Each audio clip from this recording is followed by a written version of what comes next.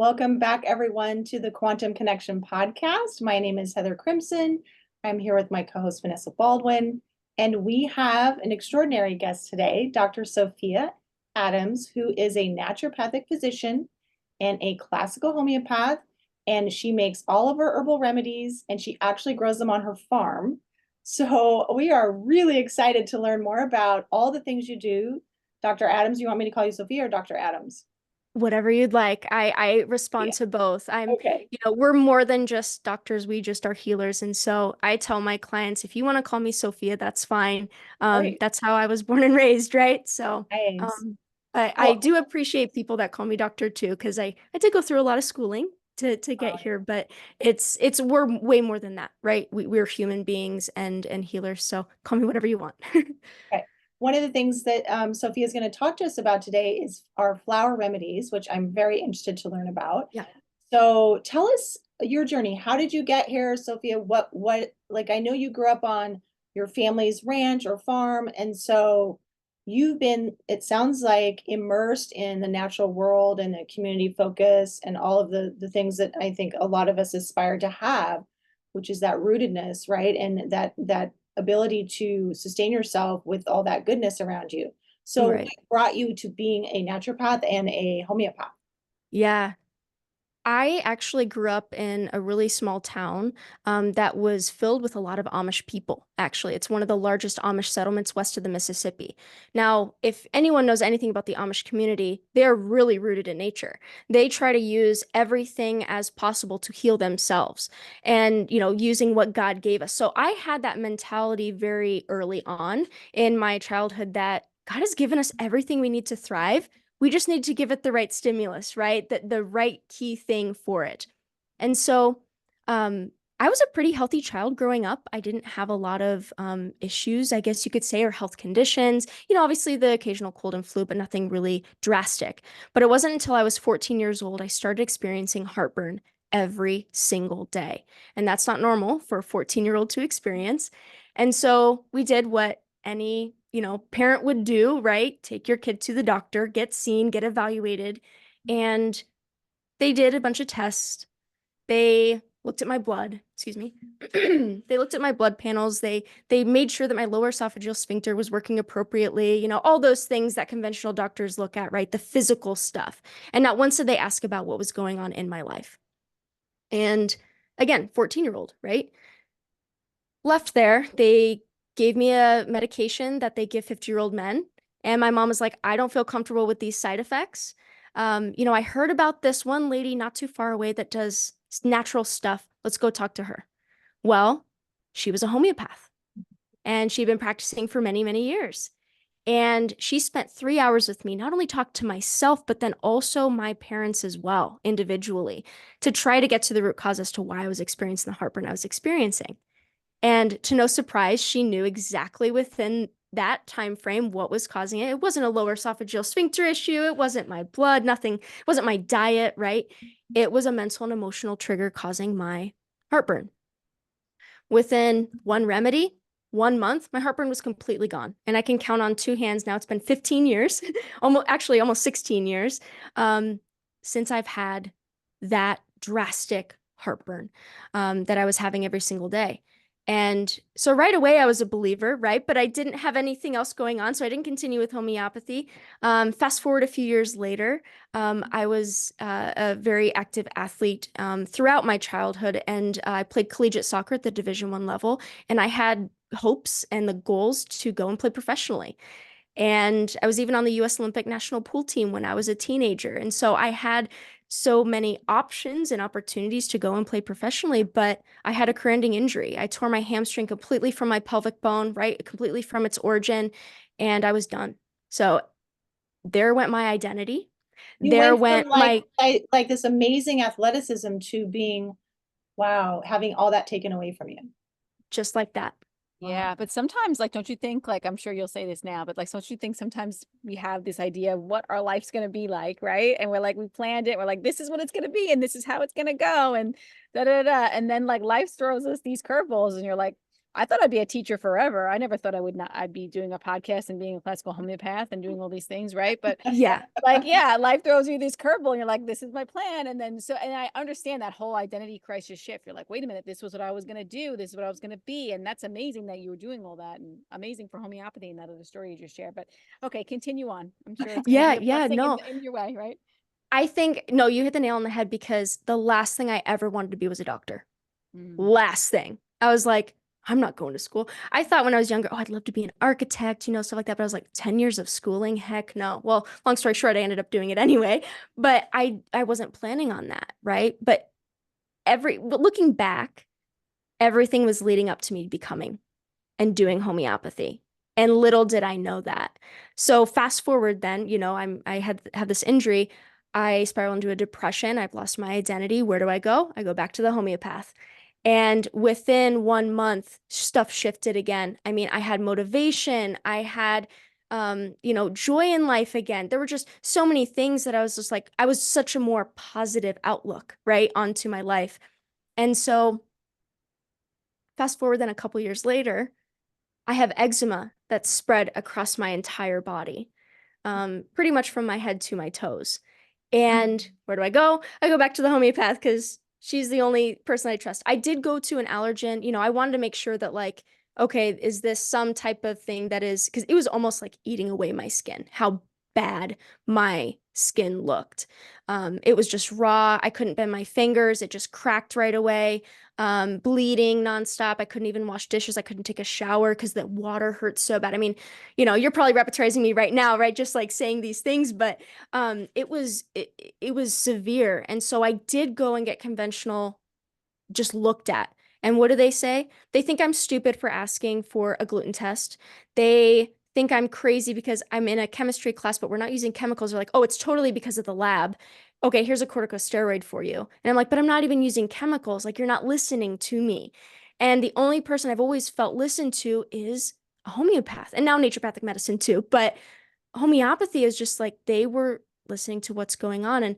And yeah, my eczema, it was a longer journey, but I can now say that I am eczema free. But there definitely was a level of physical and mental going into why I was having the eczema that I was, experiencing. So, through that experience, so third time's a charm, I realized, holy crap, this is what I'm supposed to do with my life. Like, this is it. Because after I had my cranding injury, I thought, like, oh, I want to be a PT. I want to help people that have experienced what I've experienced.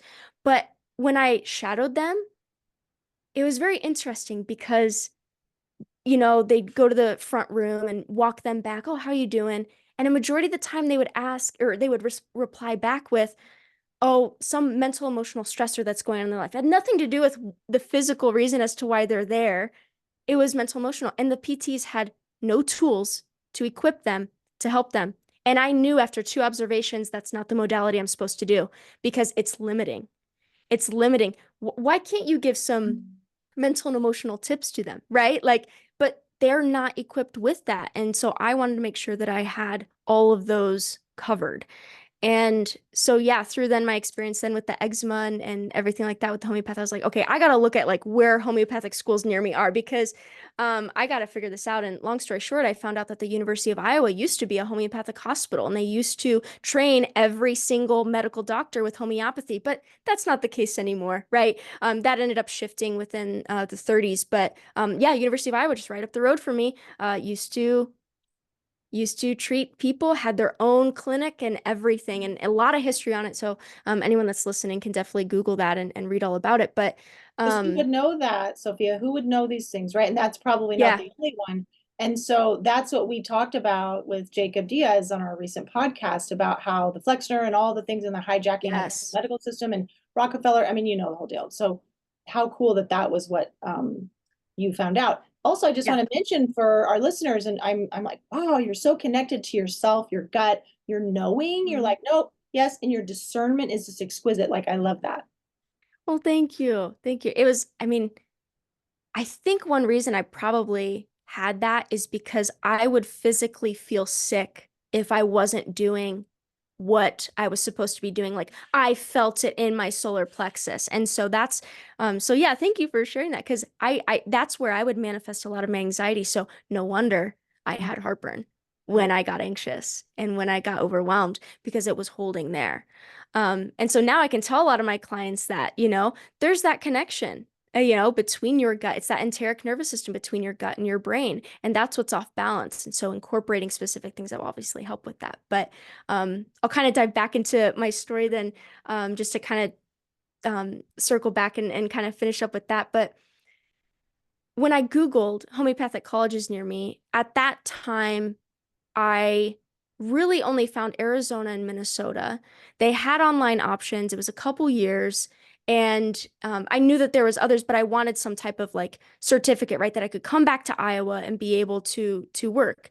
And I just was struggling to find it. But when I Googled homeopathic colleges near me, National University of Health Sciences popped up and it said Doctor of Naturopathic Medicine. And I go, what the heck is a naturopathic doctor? Like I had no idea. Of course, no one in Iowa was one. And so I looked at it and I'm like, holy crap, like this is legitimate. Like this is an accredited university. Not only do they have Doctor of Naturopathic Medicine degree, but they also have chiropractic, acupuncture, Oriental medicine. Their whole clinic was integrated. And I was like, that's exactly what healthcare should be. So right away I resonated. And then when I read one of the subset modalities that they learn and spend so much time, analyzing and teaching their naturopathic students is homeopathy. And I go, yes. And I've always been about herbs too, because of, living where I was and having our own garden and things like that. So I was like, this is what God has really led me to be. And I did not even know it existed. Right. So it's just with research and just with my own experiences that I found, hey, like, it's possible. And at that point I think I started med school at 25, 24. No, I think I was 24. So I'd been out of school for a while. So I had time to kind of, prepare, because it's so rigorous. I mean, you have no life, right? When you're kind of in school. But COVID hit kind of right towards the end of my scholastic career. And at that time, I was doing my externship. So for 6 months, I was working with or actually really shadowing and taking calls for two medical doctors in the suburbs of Chicago that only did homeopathy. That's all they did. And so I learned so much from them. They do the classical. And so it just was incredible to learn from those elders, as well as, also have the ability to do physical exams and to, incorporate that as well in conjunction with the classical approach. And I think that just advanced me to then come out of school ready and prepared to already start to see clients. And because it was COVID, I maintained virtual. So it's wonderful. I'm able to work with people from all over the US. And I probably actually have more people outside of Iowa than I do inside at this point in time. But it's just really neat because this modality needs to be shared. This modality cannot stay hidden. This modality is so powerful and it's never going away. You can always graft remedies. They can never take it away from us. We have the ability to always then make it from nature too, which is so profound and powerful. And that's one reason too, I resonate with it so much. It has this biphotonic energy, right? Same way with herbalism, or with botanicals, right? Same way with even flower essences too. It has that biophotonic energy, which pharmaceuticals do not have. So that's one reason too why it gets absorbed and works so well in the body, is because it actually creates cellular change, which we don't unfortunately see with pharmaceuticals. But there is a time and place for it, and I'll be the first person to say it. I mean, we were also trained as naturopaths to know, conventional medicines too and surgery. So, it's part of the training. Do I use it? No.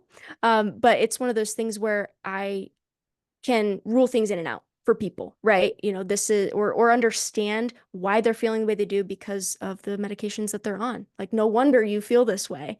No wonder that this is counteracting something, right? But that kind of, yeah, gives you light to a little bit of my backstory and now to where I am currently. Wow, that was so beautiful. Thank you so much for sharing. First of all, I love that all your success stories with homeopathy that you're sharing on yourself, and how much you can see that it's rooted also in the mental emotional, right? Because it's disease, Yeah. even eczema, heartburn. We think of these as just Yes. physical things, right? But they're always connected to it's all connected, the physical, the mental, emotional, always. And we're always looking for that because that is really the root cause, right? All the time. So Yep. I love that you shared that. And just I love that you also said about how we need to spread homeopathy and how it's not going anywhere and that we can create our own remedies because they all come from nature. All the remedies that we use, and even herbs too, it's all the remedies, they're made from nature. Now, do you make your own remedies? I see you have a shop. Do you make your own homeopathic remedies also? So I make custom blends for people. So so have I made homeopathic remedies? Yes. Now it is very extensive, especially if you want like a two like if you want a 30C or 200C, like I'm sorry, like I would rather graft a remedy because that you get tired, right? Like it is extensive. So I don't necessarily do that, but I would go Can to you like just, I don't mean to interrupt you, but can you tell me why you would get tired? Because maybe people don't know that. Like, so you might be able to share a little bit why. Because I yes. understand, but tell us why you would get tired trying to make a remedy that's 200C or even a 1M. I can't imagine, but Oh my gosh, no. That would be hundreds to thousands of succussions. So, have you guys talked about like the making and the creation of homeopathic remedies? Okay. So, yeah, let's dive into it. So, with homeopathy is derived from original substances, like we've said, plants, minerals, animals, or nosodes, which are tissues, and even sarcodes too, right, which are specific glands. And so from that, you make a mother tincture. And so this is the same with botanical medicine, right? We take that mother tincture. So it's the original substance in alcohol. It's extracted for 4 to 6 weeks. And so all the medicinal constituents get taken out into that alcohol. You strain that out so that all that's left over is the medicated liquid, right, which is that medicated alcohol. And then from there, you make the dilution and succussion process. So you take 1 drop from that alcohol into 99 drops if it's a C potency, right? So 100 total. So 1 drop into that 99, and you then succuss it 100 times. So you're succussing it. And the old method is to actually stamp it onto a Bible. And that's actually what Helios still does to this day. So Samuel Hahnemann would succuss onto a Holy Bible, which I think even has even more potential and power, which I could talk about that for probably an hour, which I won't. But you succuss it then onto a Bible, or Boiron does it onto like a specific type of surface with their formulations. And then from there, you take 1 drop from that dose into another one, 99 parts, and again, again, again, again, again. So that's 100 to thousands of times, depending on what potency you want. So it's not only a lot of math, but it's a lot of time. And that's where now it's a lot of machines doing it. I think Helios still does them by hand for some of their remedies, which I like. I like that. And they still do it on a Bible, which is even more profound. But so yeah, that's kind of the day that's kind of the extraction process, but flower essences are different. So flower essences actually use a light extraction in water. So notice that with homeopathy, we used alcohol as the base. With flower essences, we use water as the actual solution. And instead of waiting 4 to 6 weeks, like what we get with homeopathic mother tinctures, or botanical tinctures too is 4 to 6 weeks, we actually only have the flowers resting in that water for anywhere from 3 to 6 hours in pure sunlight.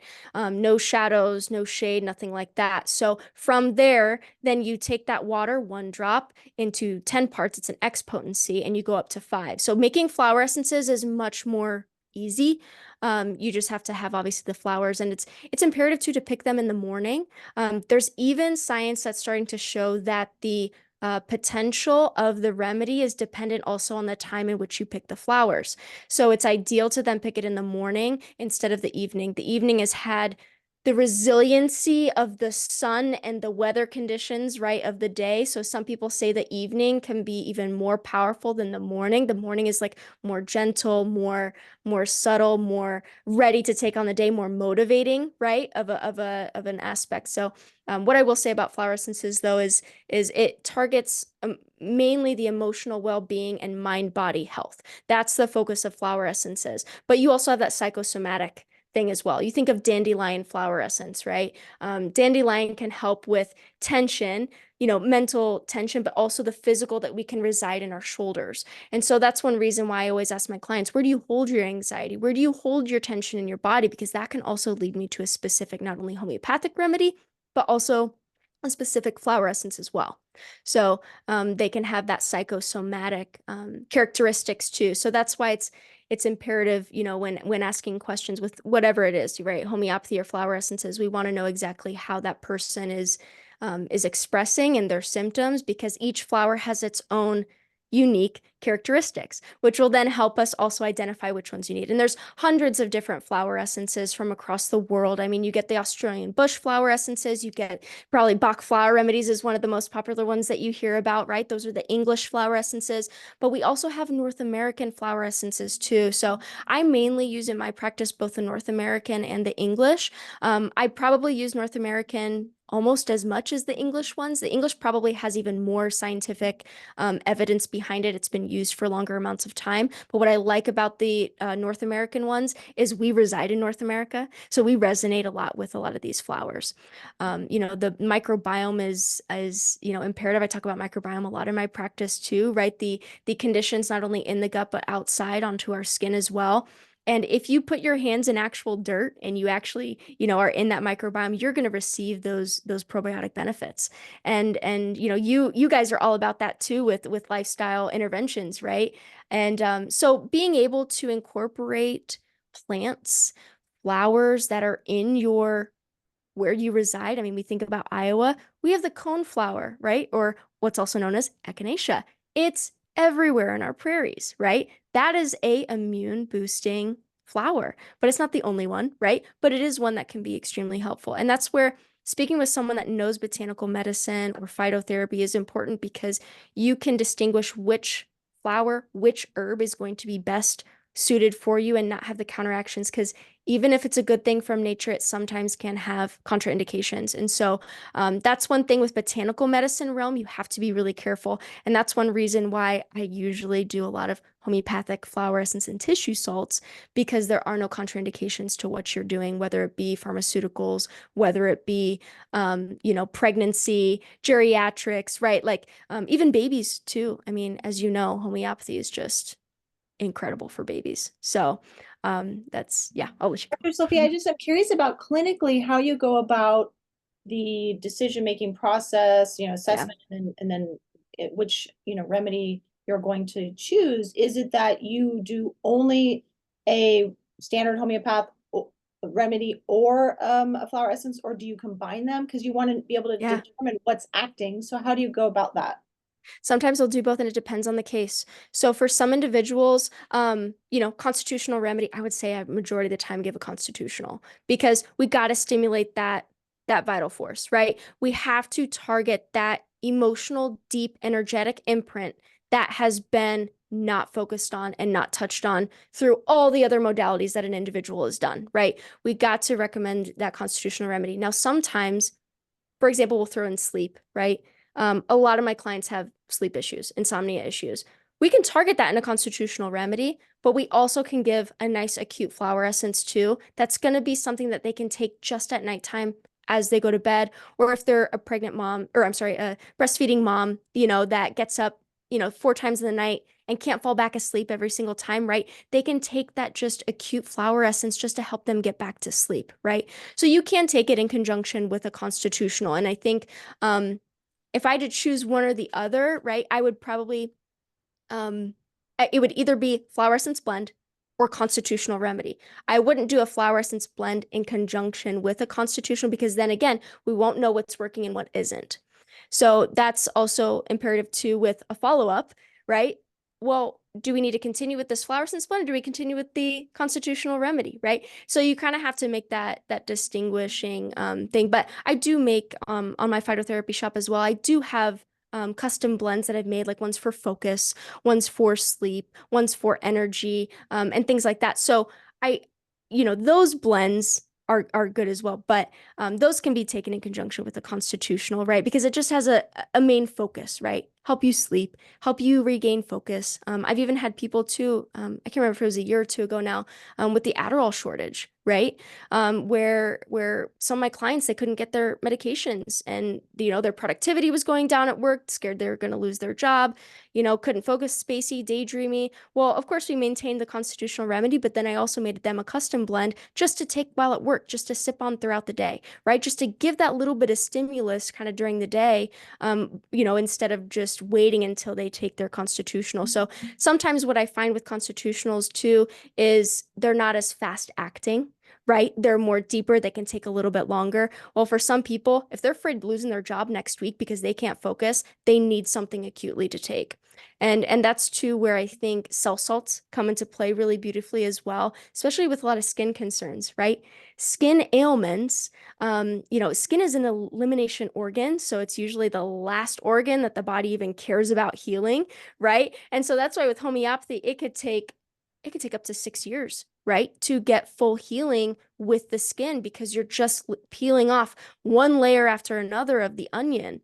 And that's where tissue salts can come in handy too, to provide that not only homeopathic kind of interjection, right, to every single cell, but also the nutritive benefit as well. So tissue salts are derived from 12 different tissue minerals that are essential in every single cell. So I don't know if you've kind of talked about cell salts before on here, but they were made in the 19th century as well, by Dr. Schussler. He was not only a doctor, but a physicist as well. And what he realized was that he identified that each cell of the human body contained 12 specific minerals, and these minerals all are needed to maintain and balance for optimal health.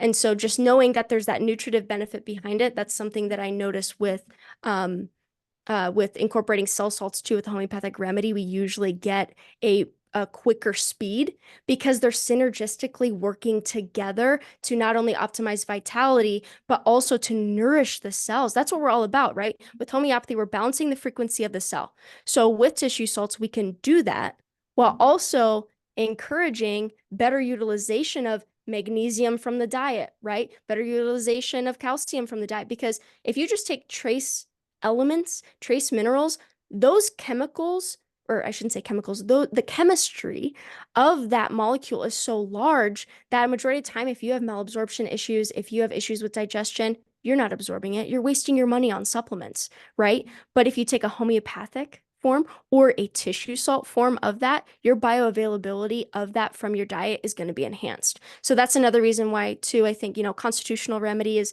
usually something that's needed for improving that vitality, but you can also incorporate either the flower essences or tissue salts to, again, just enhance the body's ability to take in everything else you're doing with your lifestyle, right?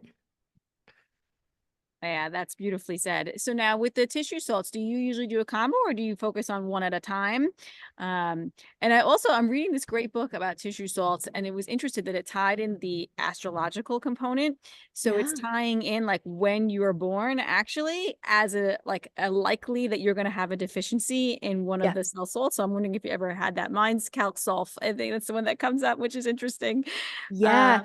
So anyway, I don't know if you've ever seen that. So I'm just curious Yes. if you know anything about that, or if you'd do a combination. I've done combination of cell salts with myself. I that was like actually my first experience with homeopathy was combination cell salt Cool. tincture kind of thing. Yeah. Yeah. Yeah. Yeah. What's awesome too is like you can take it in a tablet form or a liquid form, which I love, right? Same thing with homeopathy. Flower essences is just a liquid, extraction. So you don't get, well, actually, Bach flower remedies, the Bach rescue remedy, they do have it in like a melt form as well. So you can like melt it underneath your mouth. So there are also tablets, quote unquote, form too with the flower essences, but mainly you'll just see them as liquid extractions. But no, I have seen the astrology part of cell salts. But there's also, I think you'll find interesting is facial analysis with tissue salts. So yeah, so the different way that the light is shining on the face, the dark circles underneath the eyes, where the redness is showing on the face, that can all give you signs on specific tissue salts that might be imbalanced. So yeah, through Zoom, I can see the face very well, right? I'll even have people send me pictures of their skin, right? If it's a skin ailment, so then I can see specifically like the pore size, the redness, if it's raised, if it's rough, things like that. So yeah, with facial analysis is also one way to look at tissue salts, and something that they may not have digestive issues, right? And they may not have certain symptoms that we would necessarily see with a, with a Natmir cell salt, or that we would see with a silica cell salt. But if you look at the face, sometimes it can tell you what ones that they might be needing. Now, it depends on the case whether I choose a blend or whether I choose an individual one. Again, it just totally depends on the person's picture. I think more often than not, a lot of my clients have quote unquote tried everything and nothing has worked. And there's a lot of stuff wrong. Like, it's not just digestion, it's the headaches, it's the skin, it's the sinuses, it's lacrimation and discharge from the eyes. I mean, there's a lot of body systems that are imbalanced. And that's again where I think a combination, 12-in-1 cell salt will just be a good foundation. And that's what I label it as. It's a foundation. It's not replacing anything from your diet. What it's doing is it's just giving you these micro minerals that you obviously need, right?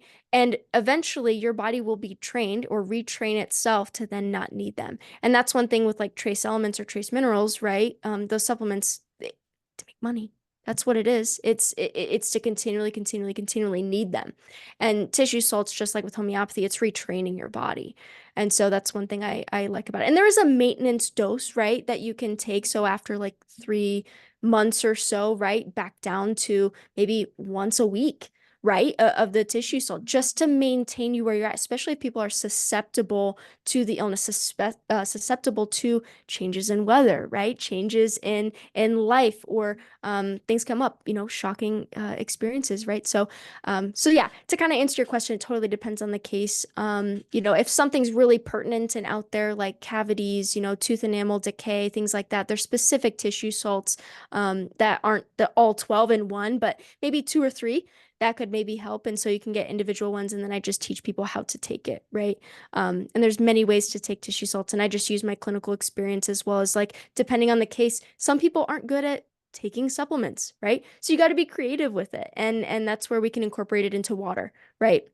I've had some kids that, have growth spurts. They refuse to take anything. They don't want to take any supplement. They, are kind of more defiant, right? Well, what I tell parents is, you can sneak it into their food. You can sneak it into their water. Like, there's a lot of ways to do it where the kids won't have any idea. Right. And even with flower essences too, right? With babies, you don't want to put like 5 drops underneath the tongue, right? And it, being scared that it's going to, maybe, cause choking or whatever, right? For the baby. So you can even just rub it on the outside of the nipple while they're breastfeeding, right? And then they can be absorbing that Bach flower remedy or that flower essence. So many different creative ways to take these modalities. So it's usually doable for a lot of people's lifestyles.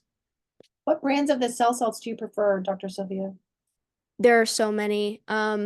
If you're, there's very, very low doses of the lactose, right? Like Boiron, same thing, right? Very low doses of lactose. So if someone is very sensitive to dairy, where they can't even have 0.03 grams, right, of the lactose, then what I would recommend is Oleos.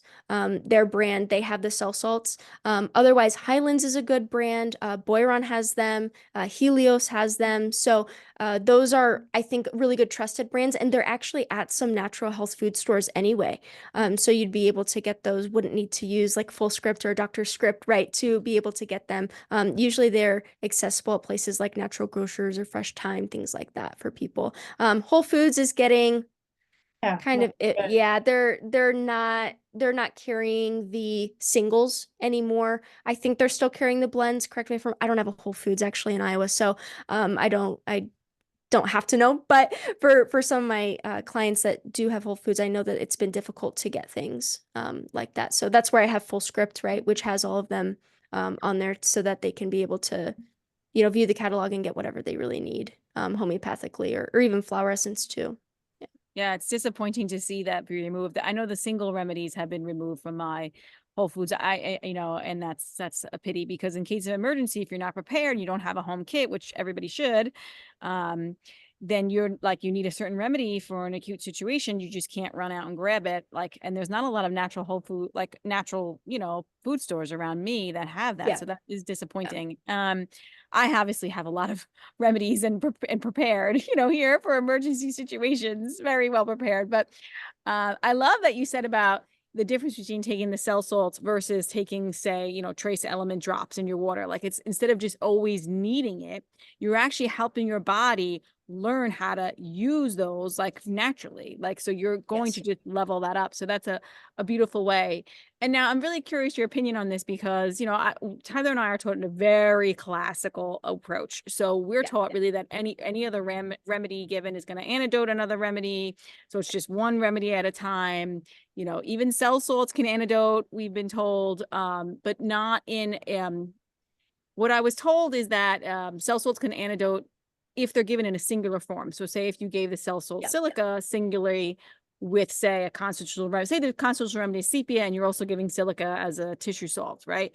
That could antidote. But if you gave it in the whole, all 12 at one time, that would not antidote. So I'm just curious your thoughts there on that. And I haven't asked about, Bach flowers, how that works, but what's your thoughts on the antidoting and how synergistically they work in the body and all that?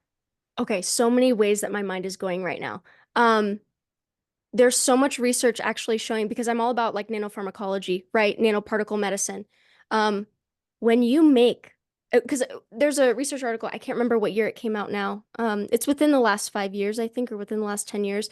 An article came out trying to understand how actually do homeopathic remedies get absorbed in the body? How exactly, like, what is their pretty much absorption rate? Like, how does it do it, right? And what they noticed is they were analyzing, I think it was arsenicum album, don't quote me on that, but I think that's just the example that I had in my head when I was reading it. When they were analyzing what is actually in the homeopathic remedy, not only was it arsenicum album, it was also trace silica particles from the glass, from the succussion. Silica is one of the most bioavailable microminerals that we can have in our body. It's enriching so many different tissues in the body, nervous system, GI, skin. I mean, you name it, so many different. And so I actually would have to say it doesn't make sense in nature to take one thing at one time. And so with the arsenicum album also being combined with silica, it's actually helping absorption into the cells. So it's actually a transport. It's a helper, right? Like nothing in nature is alone. Like even like our hunter-gatherers, they hunt as a group, right? Like there's nothing ever that's just alone. Every single chemical compound has multiple different, elements with it. So I would say it's actually probably helpful taking a cell salt with a homeopathic remedy, but where I'm going to now diverge is the time at which you take it. So don't take it at the same time as your homeopathic remedy. I always tell my clients with any tissue salt, any botanical, tincture or any type of botanical supplement, you want to wait half an hour after taking your homeopathic remedy. And the reason why is because we want that vital force to be stimulated by just that constitutional remedy. Give your body time to recognize it, give your body time to analyze it, give your body time to absorb it. Then half an hour later, incorporate your other supplements like your omega-3 or your multivitamin or whatever, right? To only take homeopathy and that's it and get rid of all the other supplements that you're taking just doesn't make sense. And I think it actually takes them longer for the body to heal if you're only doing that. But if you're doing some of these other things that are giving you just a really good foundation for health, right? And that's where like a multivitamin comes in, or B complex, right? For anxiety, things like that. Those are all going to be helpful constituents for you, but it's all about the timing in which you take it. So that's kind of my approach. Waiting at least 30 minutes. Same way with a nightly dose for a constitutional remedy. I usually do especially for, one dry, two wet is usually kind of how I start with a lot of my constitutional cases. So the dry dose is at noontime, wet dose at morning and night. With the wet dose in the evening, then, if you're going to take your Bach flower remedy before bed, either take it after your meal to start to unwind you, or take it, again, 30 minutes after your nighttime wet dose, just to, again, give your body that time to absorb that, that constitutional remedy. So that's kind of, I guess, my outlook on the time. But yes, there are definitely antidotes. I mean, Robin Murphy, right, is really good with that in his books about, you know, what remedies will antidote what, right? Or what tissue salts or what botanical herbs will antidote what. And so, so yeah, I definitely do look at that, and I'm curious, you know, then, what his thoughts would be about tissue salts. But yeah, I think that they can work actually really well together and speed up the healing time. And that's what a lot of people want. People do want results, right? And I just educate my clients that it's not going to be overnight. Like, this is actually creating cellular change. We need to give the body patience and, you know, encouragement. Like, tell your body you are an incredible being. Like, that's half the part of the healing right there. If you wake up every day and be like, oh, I'm still having pain, this is pathetic, I'm you know, my body is useless. Like, if you have that mentality, good luck with anything working. No matter if it's homeopathically, good luck if it's a pharmaceutical. You're always going to have that mind body connection, and if your mind is not on board, your body won't either. So no matter what you take, your mindset has to be, okay, this is why I'm taking it. This is what it's doing. I might not be seeing it today, but in a couple weeks, we'll look back and be like, oh, are you having a bowel movement every day now? Yeah. Holy crap, I didn't even realize it. Yeah, yeah. You know, just little things like that, right? That is a win. So we have to, as homeopaths, right? As naturopathic doctors, we have to, with this checklist of, okay, we got this win. All right, now this is the goal, this is the focus. Like, and we're gonna change this, right? We're gonna modify this so that we can then hit this next health goal, right? But it's all about not fixing everything at once. And that's so hard, right? And but a lot of people expect that because of conventional medicine. Conventional medicine is, you know, okay, I have this heart issue, I'm going to get surgery and it's going to fix everything. No, it's not how it works, Right. right? No. Thank you for that explanation. I love your comment around that things don't occur in isolation in nature. That's of course true, yes. So just to be clear, you don't prescribe more than one constitutional remedy, but you will Correct. pair the constitutional with either a cell salt and or a flower. Yes. Yeah, okay, got it. Yep, yep, yeah, that's That what it makes is. a lot of sense, and I love that clarity as well too. And beautiful. I definitely is something I want to, you know, learn more about and appreciate that. And I love that you share too about, you know, the healing takes time. And I think it's getting the clients also to recognize that, you know, the symptoms are part of the healing. We're so used to suppression of symptoms. Oh, yes. So sorry, it's windy. So we're so used to the suppression of symptoms that we're so used to, oh, we take this, you know, ibuprofen, whatever it is, my headache immediately goes away. With homeopathy, you might get that little bit of an aggravation and then the amelioration, you know, that's part of the healing process. That's symptoms are how the body actually heals. So that's a whole nother Yes. thing to like to change that whole mindset shift. And it's Right. even as someone who is a homeopath, you know, living one way my entire life and then switching to this, it was like, oh, that's the healing part of that's just a healing kind of crisis, right? Yes. And to learn that is, yeah, it's just really cool. And the the mind body, like you're saying with the mindset, it's like we talk a lot about coherence. I don't know if that's the right word, but it sounds like coherence to me is that if your mind is not in a healing place, or you don't have that approach of being able to trust your body, yes, and to nourish it and nurture it with these loving thoughts, you're working in opposition to your healing. You're Yeah. just doing it's like you're just thinking that you're going to take something that's going to fix the problem, but you're not seeing the problem is how you're regarding yourself, right? Yeah. So true. Yeah. And as we know how water is sentient and it structures itself in response to your the what's going on inside of your head, like Veda Austin's work, right? So how can your Yeah. body fully take advantage of whatever other things you're doing if your mindset is bad, right? Yeah, exactly. I do like a free discovery call before I see any potential client because I want to rule things in and out, right? If, hey, you should go and see this person, or this person is a good idea to maybe go see, you know, based on your case, or I'll take them in as a client. And I was talking to this lady and she had gone and seen like 4 different functional medicine doctors, got no relief over the last like 6 or so years. And and I was telling her kind of my approach and with things, and she goes, yeah, this just sounds like too good to be true. And I go, well, I would start to maybe change your mentality and realize that your body has its ability to heal itself. You have everything within you to be able to heal yourself. That's the number one. If I have to give you any tip, if you're my client or not, that's going to be the number one thing that I'm going to tell you to think about, because you know, everything that she had mentioned to me was definitely something that homeopathy can take care of, you know, and it blows my mind how telling me all the things that she was doing and all the detoxes and all the money she was spending on supplements. And I'm just like, just you sharing with me some of your symptoms, I'm like, I'm already thinking of 4 different remedies for you right now. You know what I mean? It's just, there's us as homeopaths or people who do homeopathy, it does sound too good to be true.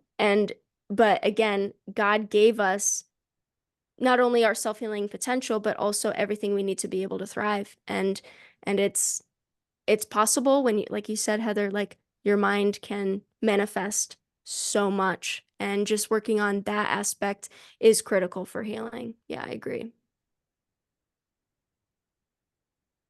Yes, mindset is so huge on the healing journey. You have to believe that your body can heal too. You Yeah. have to be able to like believe that you can overcome it and not outsource your health to to someone else. That you also have to be empowered, right? This is what my body's capable of doing. So it's so important. So, Sophia, you've been amazing so far. Thank you so much for all of this. What are Of like course. your daily like lifestyle practices and principles that you use to support your health and healing, or just like lifestyle tips like as a naturopath that you would, want to share with this Oh, with us today? okay. Well, I'll start with like what I do. Like on a daily basis, just like you guys, I get out right away in the morning. You Yeah. have to. You absolutely have to. I think that's one reason why I did not get a thyroid condition when I was in med school, because I had a dog and it forced me to get outside every single day before classes and before clinic shift. I mean, I'm a very morning person, so it is probably more easy for me to get outside in the mornings, but even the even my clients that are, I said, just do it a couple times a week, like build up to it, right? So even if you're not a morning person, like still try to do it at least 2 times a week, get up, move your body, and be in the sunlight.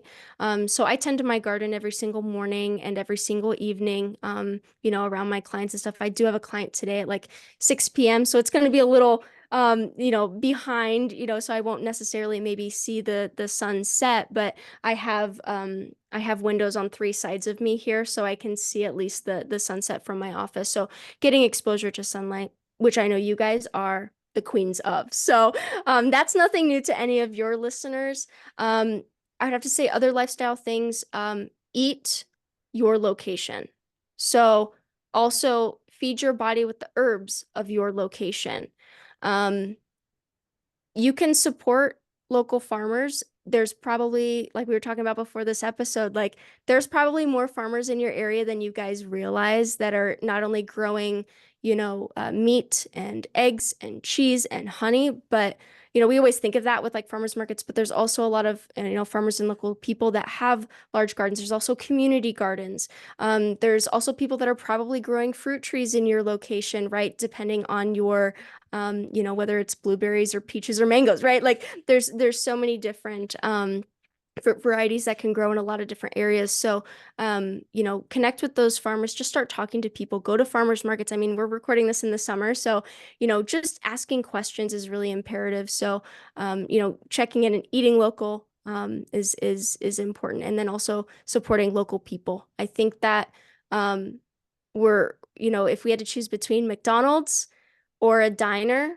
choose a diner. Okay. We're supporting local people, and also the quality of food is going to be so much better than a McDonald's. Yes, a McDonald's is going to be faster, but at the same time, we're not going to get all the benefits mentally and physically. You think fast-paced life is going to, help your anxiety? No, it's going to be sitting at a diner and just having to just be present, right? Is going to be a lot more nourishing to our body. Gosh, what are the lifestyle things that I do? I do a lot. I don't take any supplements, actually. I don't take any. I think supplements are always in addition to what we do in our lifestyle. So I try to make my lifestyle as supplemental as possible. Now, there are times where we fail, right? I camped this past weekend, right? I wasn't getting my leafy greens that I'm growing in my garden, right, to make a nutritious meal and salad. So of course I'm going to supplement with things that are going to be helpful just to give me that good, that good foundation that we need. So just, I think reassurance that supplements are not always the answer. I think a lot of people think that, and I think magnesium is an excellent example. On my intake forms for my clients, I have, what supplements are you currently taking, right? And some people just say magnesium. And I'm like, okay, well, that doesn't give me much detail because there's so many different forms of magnesium, right? For so many different reasons. Milligrams can also make a difference. What I notice is a lot of people are taking the wrong form of magnesium because they're not educated. They just hear that magnesium is good. So they go to their local supplement place or Walmart, and they get a supplement that was made in China and have no idea what the quality is, right? And so I have to educate them on the fact that, the form of magnesium that you actually need is this form, right? Or they need a cell salt form. So for example, cramping at night, right? Very common thing in a lot of elderly people because of the lack of water that they're taking in because they don't want to get up 7 times in the night to go to the bathroom, right? Very common thing that we'll hear. And so, yes, we can help things with incontinence homeopathically, right? Especially if there's incontinence issue day and night. But there's also that element of cramping. So incorporating magnesium phosphorica instead of a magnesium supplement, so using a tissue salt form is actually going to be more beneficial because phosphorus is actually probably the number one tissue salt form for nerve health. Caliphos is another one, or Caliphosphoricum. Again, it has that phosphorus in it. So Mag-Phos is also going to be helpful for the nervous system, but then the magnesium is helpful for the relaxation as well, right, of the muscle. So I find that actually being more beneficial for muscle cramping in elderly. I have farmers as well that are in the combine for, 8 to 12 hours a day. And, they're getting water in, but they're not getting a lot of movement. So they'll have cramping when they get up to get out of the combine, right? So having them sip on magnesia phosphorica, just a couple pellets into their jug of water, and they don't get cramps then when they're working on the farm.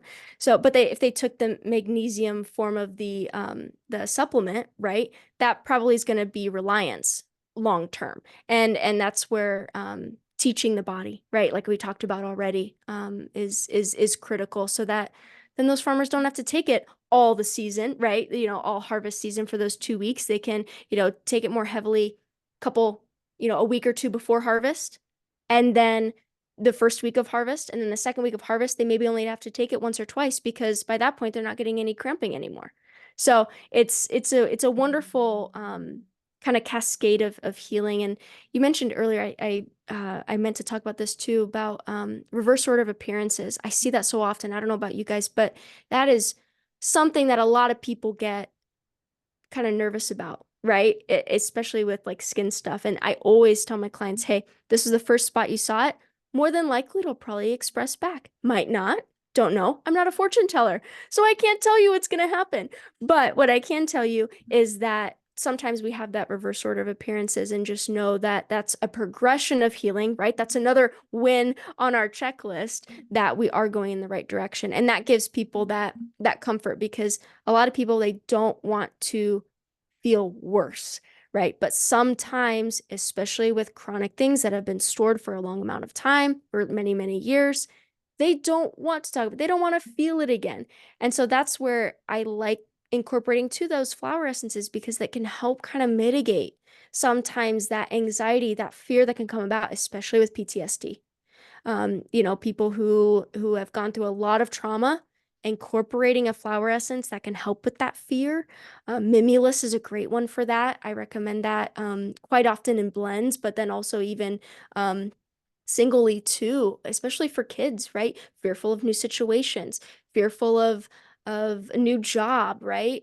Fearful of the dark, and just all the fears that can come about, that can sometimes it can be helpful to incorporate that flower essence just to mitigate that when we have that reverse order of appearances with a constitutional. So again, tackling that mind body, right? That psychosomatic response, that's what we can again taking it in conjunction with the constitutional can be nice.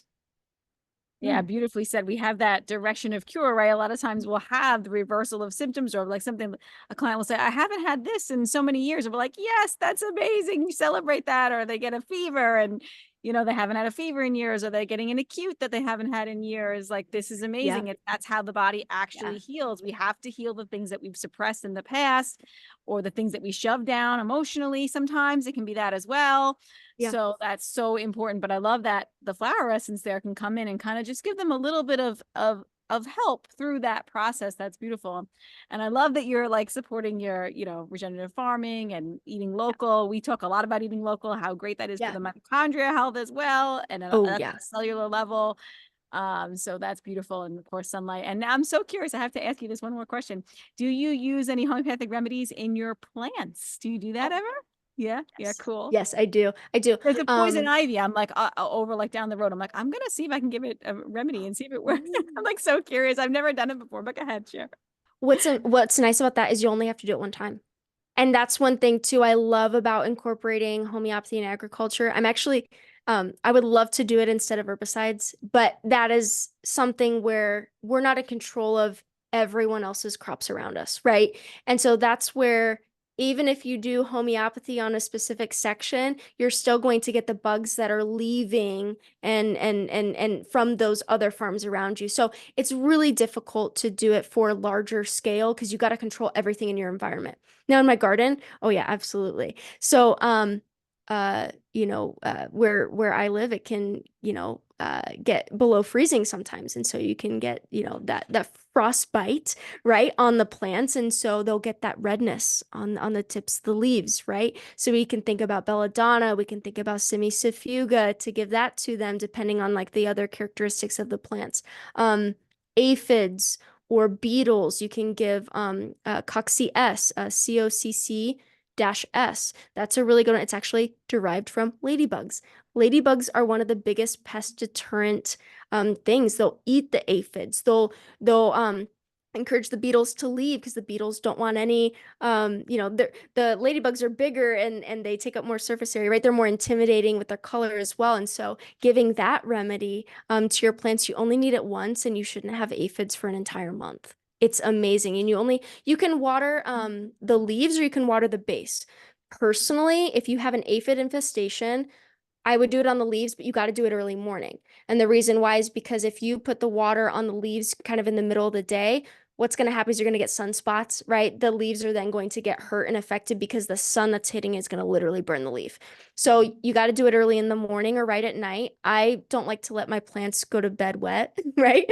We want to make sure that they're a little bit dry, but if it's been hot all day, then you got to like tend to the garden, right? And water it at night as well. But I would more than likely then water the base, because what's going to then happen is when you're watering the base with medicated homeopathic remedies, what's happening is those root systems are then going to absorb not only the water, but then also the nanoparticles. And then it's going to express out through the leaf. And so that's going to be more longer lasting healing, right, to the plant. And then also it's nourishing the soil when you water the ground. And that's one reason too why you're going to, you can use arnica, right, for bandaging up the broken off leaf or stems of your apple trees, right? You can put a solution of arnica on like a bandage, right? The tree bandages that you can get, right, to kind of bring the branch back to its base, and then put arnica in it, and it will regrow and stronger than even before. So you can put it topically there too on the tree or the plant. You don't have to just do the base. But I think like garden things like vegetables and plants and things like that, definitely the roots I think are the best. But if you have a full-blown aphid infestation, there's multiple reasons for that. Number one, you're not having good proper airflow of your vegetables. So it's actually creating a really wonderful environment for the pests to grow. And so I'm really big on making sure that you have good airflow, making sure they have good sun. If things are too damp, you're going to get slugs and even more pests. So it has to be the right soil quality too, the drainage. I used raised beds because my husband actually made all the raised garden beds for me. He loves doing woodworking, and so bless his heart, yeah, he fulfilled my dream of having like all these nice, wonderful raised beds. But you can really control the soil with that. Mushroom compost is the trick. I will give that away. Mushroom compost is incredible. Your vegetables, your flowers, they love it and they thrive with it. And when you think about the connectivity, right, with the mushrooms, it's so profound and so powerful. So mushroom compost is a trick. Don't fill up your whole bed with it, right? But use it in at least the top anywhere from 1 to 4 inches. Use it in that level. Yeah. Oh, this is so extraordinary. I mean, so many amazing things you're teaching us. And it makes me think like I've tried so hard to have great houseplants and most of them survive, but they have these little ailments. And I'm like, I need homeopathy for houseplants. Maybe Oh, there's something yes. online for that. I'll have to look at that. So you're I you will send you a document. Yeah, I'll send you a thank you. document, as well as the tissue salt too for facial analysis. I'll send you both of those. Yeah. Thank you.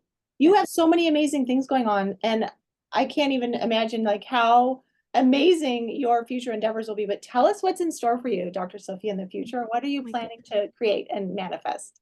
Oh my goodness. Well, I would love to start a family someday too. That would be good, but I have to, I'm 30 now, and so I know it needs to happen here pretty soon, right? But besides that, with my practice, I would love creating, more tinctures and elixirs, right? Things that I grow to be able to incorporate more flower essence blends, I think might be in store. But in regards to, working with clients, I think just maintaining what I'm doing, it's obviously going in the right direction. So, not overflowing my schedule per day because I have to be 100% for my clients too, right? So, but I would say for my phytotherapy shop, definitely elixirs. So incorporating more blends with that. And then homeopathy kits as well. So actually have all the labels to start making those kits. And John is actually making the boxes that they'll go in. So they're actually made with wood, because wood has its own incredible frequency, right? So it's not going to be in plastic. This is going to be something that can actually be sit out and use and utilize, right? So grafting remedies for people, for like emergency kits, colds and flus, allergies, things like that. I've already created, I'm not a big person on protocols, but there is sometimes a need for them for like colds and flus, right? If you have this symptom, this is what you can take at home, right? And I know like Vanessa, I know you have courses on that too. So I'm gonna start making kits with guides as well. So like they can kind of repertorize themselves because I'm a one-woman show at this point. I think I would love to have more homeopaths on board. So I could see that maybe in the next 10 years, start having interns and then maybe potential for jobs, right? But right now, I'm in my third year just solo, so it's one of those things where I know it'll build up to that. But yeah, I can see that being a potential. Mhm. My goodness, so many exciting things. I loved it all. It's really amazing. And I look forward to seeing you grow in your Thank family and in you. your practice and all the Thank things. you. So that's amazing. So as we're wrapping up, please tell everybody where they can find you, learn Yeah. more, all of that. Yeah. So you can check out my practice is called Veil of Health. And I'll just take it like a brief history on that. So I used to spend some of my summers in England. And I remember because I'm first generation American on one of my parents' sides. And so I used to go and visit family over there. And we'd have tea time, right? That's what the older women do, right? In England. And so we had tea time. And I remember one of the elders sharing a story about how during the Spanish plague in London, there was a place that they retreated to and they named it Vale of Health. They had fresh water. There was none of the plagues, nothing like that. And that is something when I was thinking of a name, I was talking with my mom, just trying to like figure out like, what should I call it? And she reminded me of that story and I was like, I love it. So it's now known as Hampstead Heath. But you'll also find like I have old postcards actually like sitting on my bookshelf back here of old Vale of Health the pond there and the buildings there that they made with, you know, from all the people that fled London, that because it was full of disease, to then create a proper lifestyle and foundation for health. And so that's kind of what my whole practice is about too. So to shorten this up, sorry, valeofhealth.com, VALE of health. I'm also on Instagram, Vale of Health, or at Vale of Health.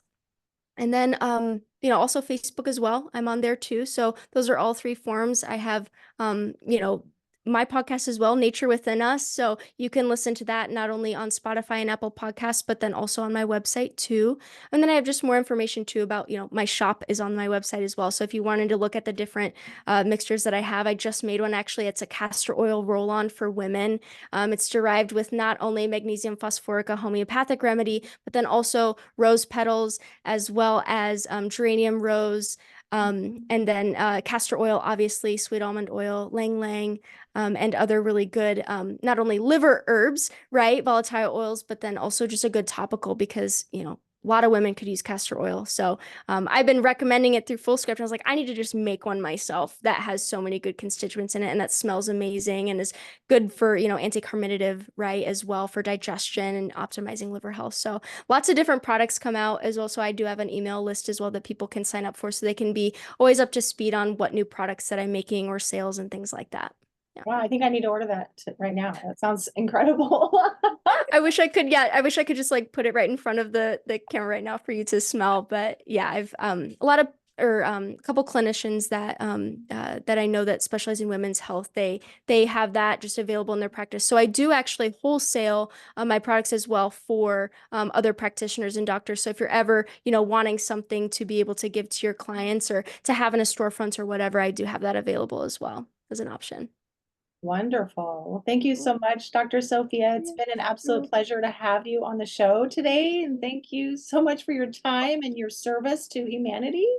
Oh, well, thank you. It's the least I can do. Like each one of us are healers, and God has given us, you know, he uses us as a vessel to help others. It's not us that does the healing, it's him that does it and what he gave us. So I'm just, yeah, I'm honored to be on this. You've had incredible guests on, and so I'm just really honored to be to just play a little tiny part in educating people, because this is it needs to be shared, right? Like I mentioned earlier, this is nothing new. This is actually older than every pharmaceutical, right, that exists. But it's something that can really be profound and can be that shift for people. So I hope this encourages more people to really you know, try it out and be open to it, because it's rooted in science, that's for sure. I talked about it a little bit, but it is definitely rooted in science too. That's why I asked you about the plants, because I was like, I want people to know it's not placebo if it works on plants and dogs, right? Because people will say that about homeopathy. I'm like, it's definitely not placebo. It's totally scientific. But you have shared so much beautiful words of wisdom, and I hope everybody follows you and tunes into your podcast as well, Nature Within Us, which is a beautiful podcast that I enjoy as well. And just keep spreading your message and doing your great work. You're doing amazing. Thank you. Same to you guys. It's such an honor. Thank you. We'll be in touch for sure. Yes, absolutely. Okay. Yeah.